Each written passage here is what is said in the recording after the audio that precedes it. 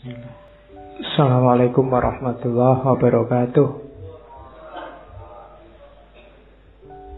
Bismillahirrahmanirrahim. Alhamdulillahi rabbil alamin. Wa bihi nasta'inu ala umurid dunya waddin.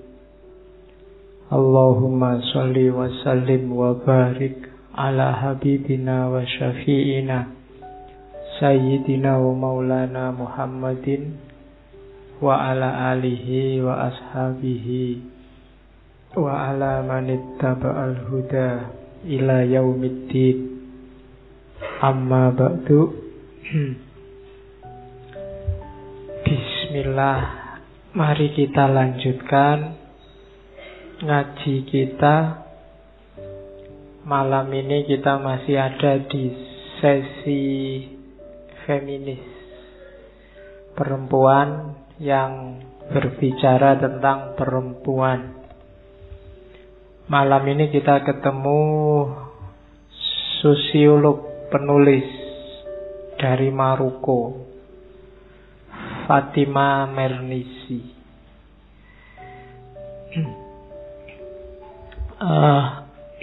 Sebelum masuk ke Mernissi, seperti minggu lalu, biar lengkap pengetahuan kita tentang iblis. Yang pertama dulu, iblis itu sifatnya ana khairun minhu.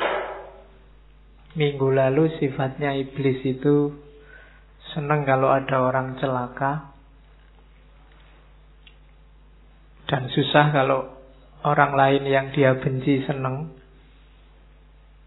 Satu lagi, sifatnya iblis yang disebut di Al-Quran itu, jadi iblis ini pernah ngancam sama Tuhan, karena engkau tetapkan aku sebagai yang sesat, maka aku akan menyesatkan manusia, dan aku tampakkan yang sesat itu jadi baik di mata manusia. Jadi di antara perilakunya iblis adalah membuat orang celaka dengan cara, karena dia sendiri sudah celaka, dengan cara menunjukkan bahwa yang celaka itu baik. Jadi kalau ada orang, dia sendiri sebenarnya sudah celaka, sudah rusak, cuma dia nyari-nyari teman biar sama-sama rusak, itu iblis. Kan banyak kan orang yang, wah aku kok celaka ya, aku kok susah ya, aku kok kalah ya, berarti yang lain juga harus sama kalahnya, sama celakanya, sama rusaknya. Itu iblis.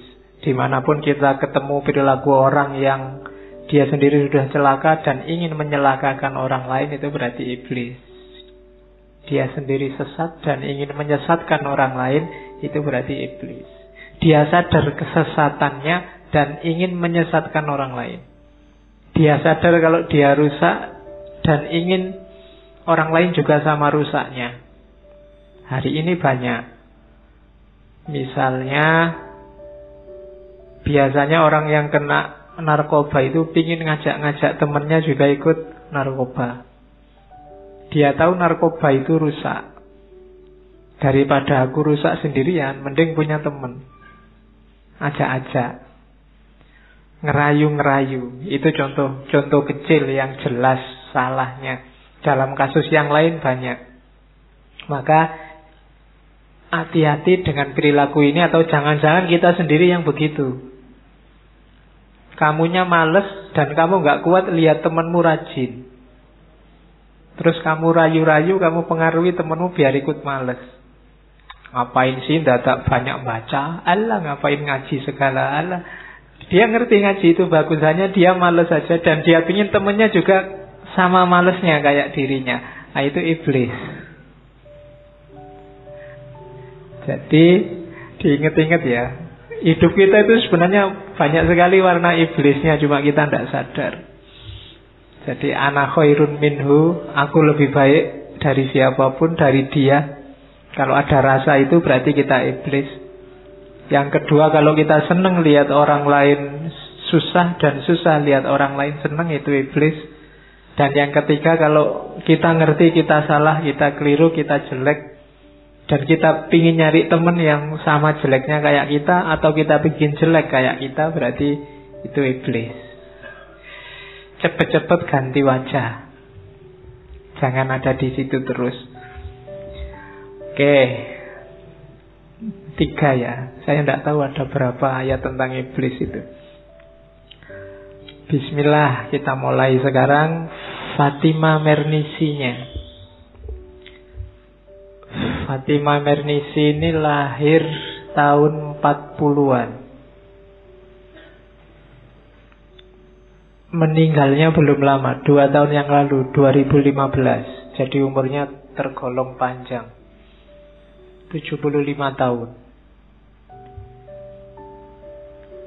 Nanti dia ini dikenal sebagai salah seorang pelopor feminisme dalam Islam. Karena dia sendiri sejak kecil mengalami hidup yang terkungkung sebagai perempuan. Nanti dia nulis buku yang kalau bahasa Inggrisnya judulnya Harem Within. Jadi karena dia sejak kecil hidup dalam harem. Harem itu jangan dibayangkan harem kayak di film-film ya, yang koleksi istrinya raja-raja terus jadi satu itu. Harem kayak gitu memang ada, cuma itu harem elit, harem istana.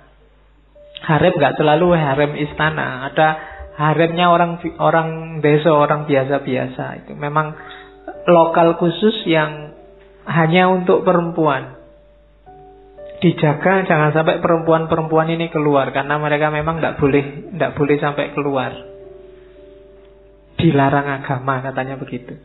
Bukan harem yang isinya koleksi istrinya raja-raja. Kalau itu haremnya beda lagi. Kalau itu ya memang ada, cuma dalam sejarah harem semacam ini habisnya era-era ketika Turki Utsmani hancur. Terus Barat yang modern, rasional masuk, harem kayak gini dilarang. Tapi harem versi yang ditempati oleh Fatima Mernisi itu masih banyak. Jadi orang yang hidup, perempuan-perempuan yang hidup di satu lokal tidak bisa sembarangan berinteraksi dengan laki-laki tanpa seizin suaminya, tanpa dikawal oleh suaminya. Dan itu kehidupan masa kecilnya Fatima Mernisi. Cuma dia lebih beruntung kalau di autobiografinya itu, karena dia lahir tahun 40. Era ketika kelompok nasionalis Maroko sudah menang melawan Perancis, penjajahan sudah mulai berakhir dan perempuan sudah mulai boleh sekolah.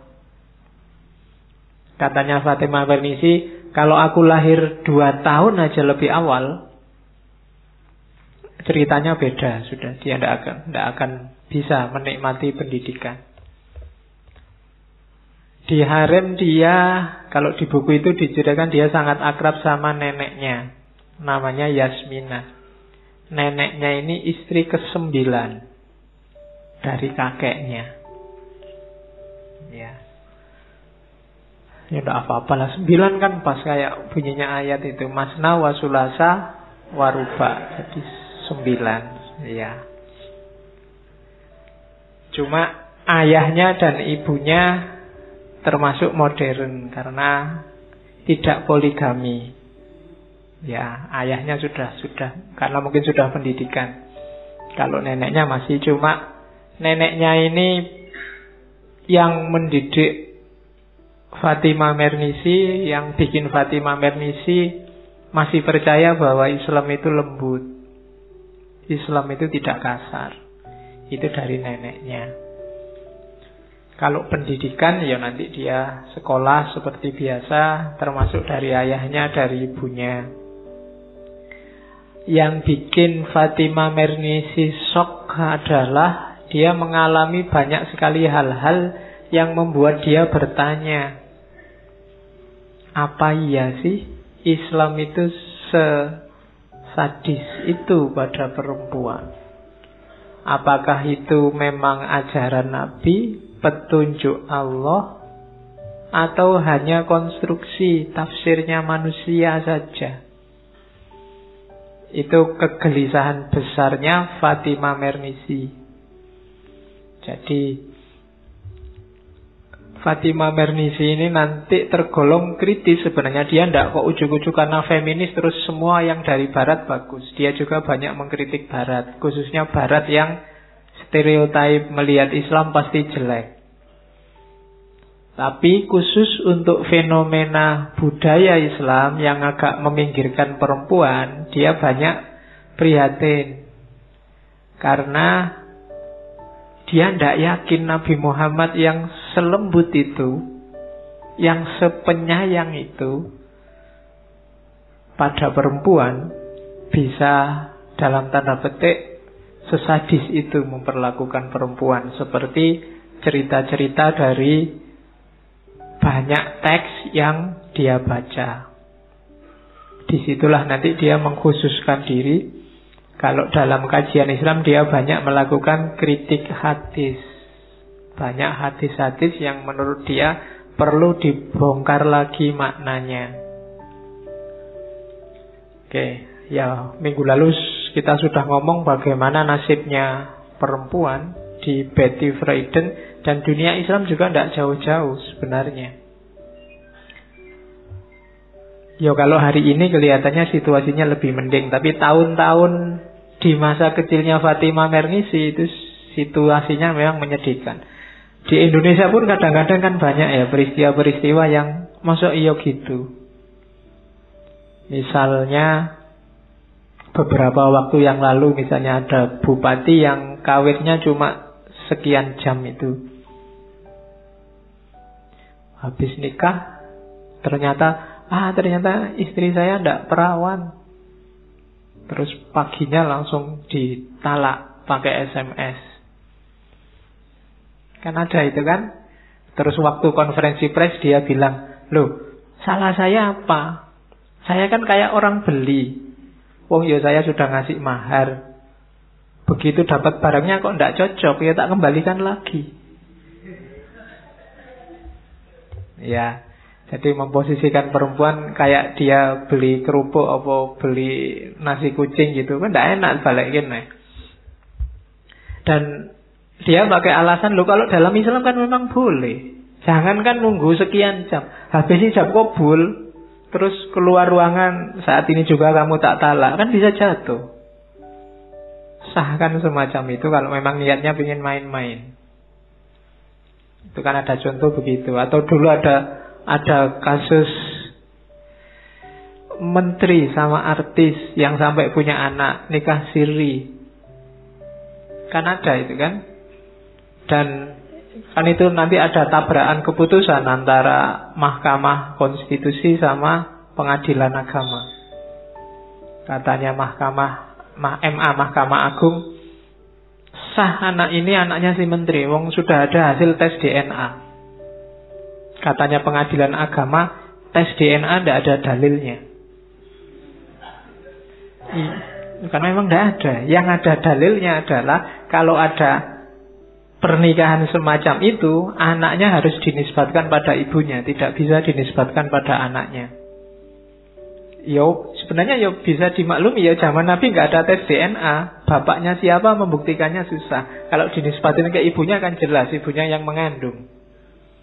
Kalau bapaknya bisa siapa saja, makanya nisbatnya ya ke ibunya, tidak bisa ke bapaknya. Cuma hari ini ada tes DNA, bisa jelas.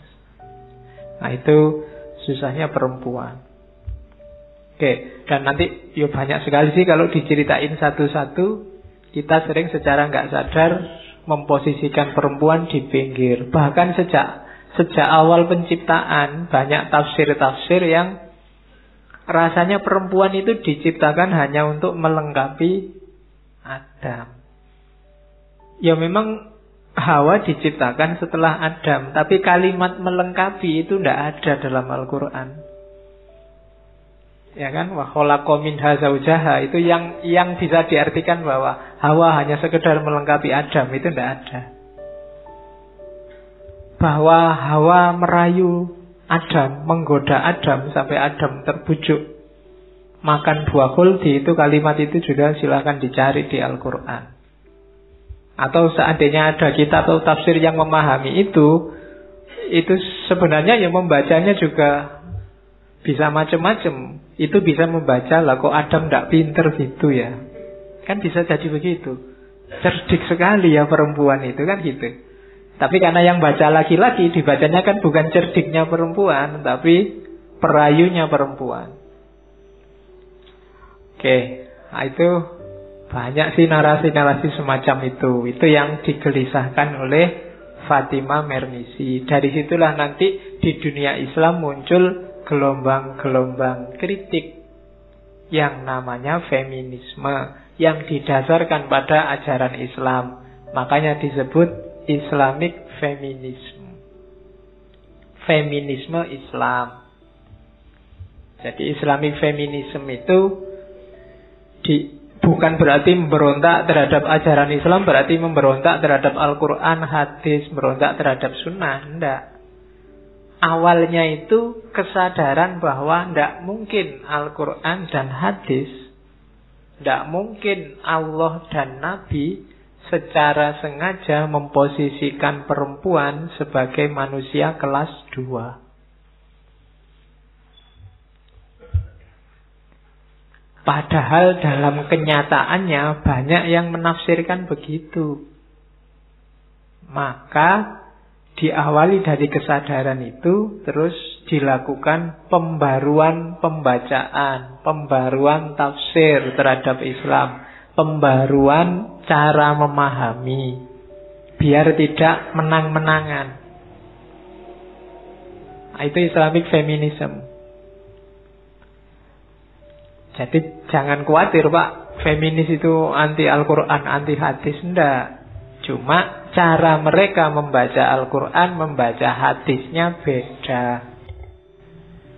Terus yang kedua, mereka juga melihat banyak problem-problem peminggiran perempuan itu yang didasarkan pada nas.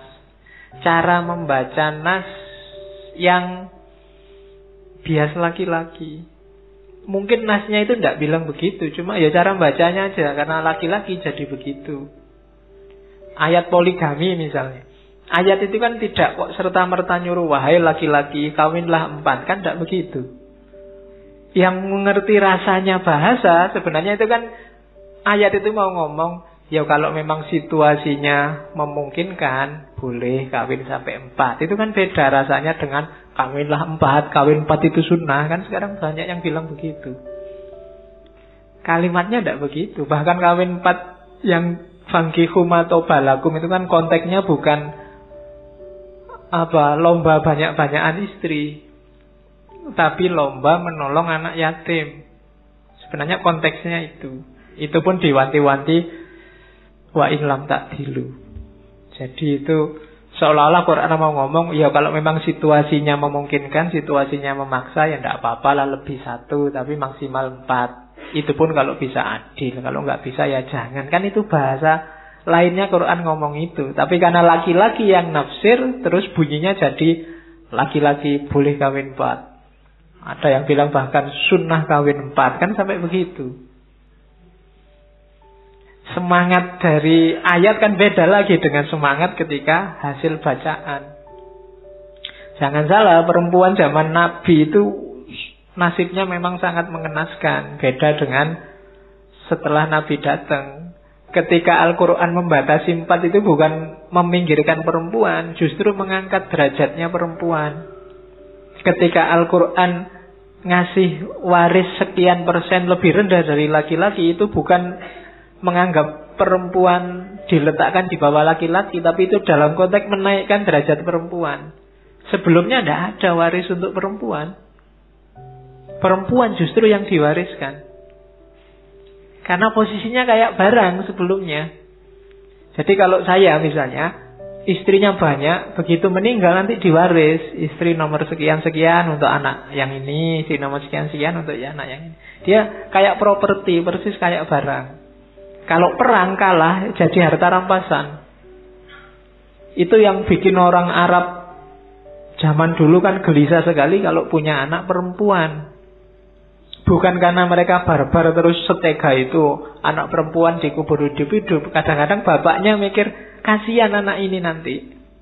Suku kita ini sukunya kecil, kalau terlalu banyak perempuan, akan banyak yang harus dilindungi. Sementara kita suku yang lemah.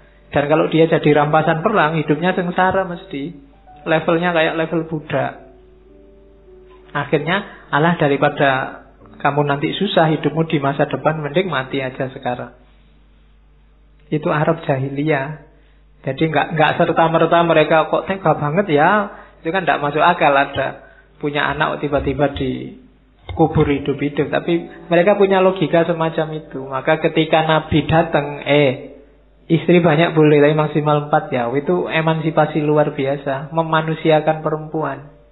Sebelumnya posisinya tidak sebagai manusia. Dia sebagai properti, kayak barang.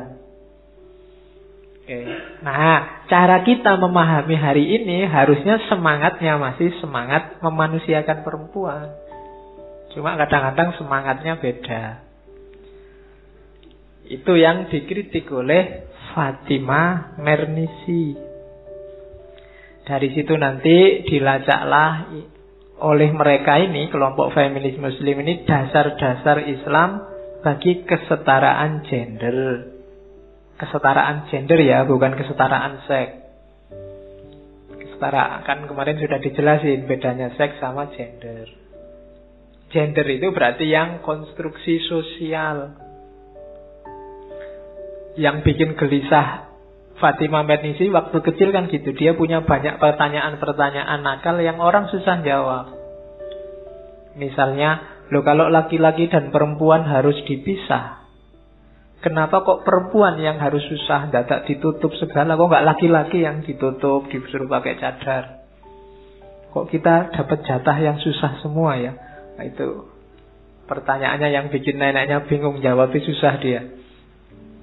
Kalau memang nggak boleh saling mengganggu aurat, kok ya perempuan yang disuruh di rumah saja biar nggak jadi sasaran tatapannya laki-laki? Kok nggak laki-laki aja di rumah biar perempuan yang di luar dan laki-laki nggak jadi sasaran tatapannya perempuan?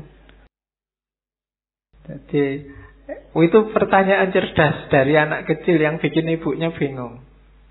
Tapi nasihatnya ibunya bagus. Dia suka dongeng 1001 malam itu, yang Syahrazad itu kan. Kalau kamu pengen berontak terhadap itu, jadilah kayak Syahrazad. Syahrazad itu kan, jadi ada raja namanya Nebukadnezar yang ini trauma sama istrinya selingkuh sama pengawalnya, terus dibunuh.